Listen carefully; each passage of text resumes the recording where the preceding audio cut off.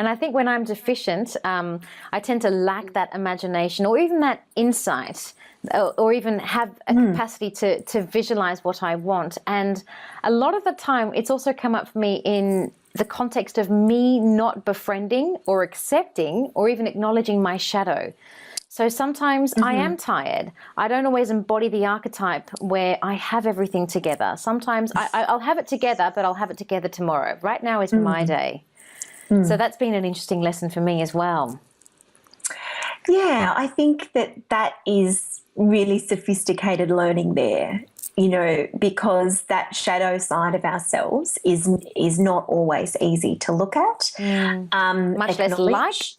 Yes, that's right, or love.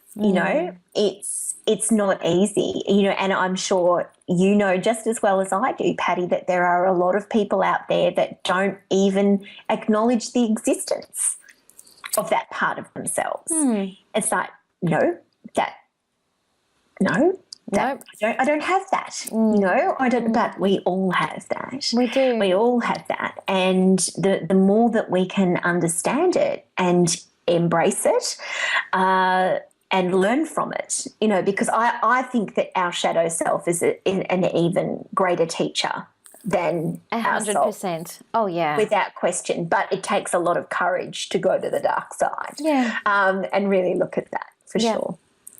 And speaking of the dark side, the other aspect of us that comes up is when we're excessive. So not necessarily when we're defensive like we are when we're deficient, but when we're excessive, we tend to be prone to things like obsessions or delusions. So when our imagination and our vision can become a little bit unhealthily obsessed. Do these qualities ever show up for you, maybe personally or with people around you? And if so, how do you deal with them? I don't necessarily think that they do show up really, really significantly for me.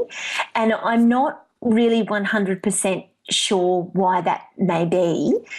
I think, in all honesty, that when they do show up for me, it's very much more in that other realm of that, overwhelm. Yep. And that's why, I've always said that, surrounding yourself with amazing people and getting good help is just, and I feel as though I'm at this point in my life where I don't have that. I think it has shown up for me in earlier stages outside of being an entrepreneur, sort of in a more personal way. But I think that it's something that I've gotten better at, and I'm not even sure whether it's consciously or unconsciously, but I feel much more relaxed and much more open and not tunnel visioned in that obsessive sort of way. I don't feel as though that's a significant part of my personality.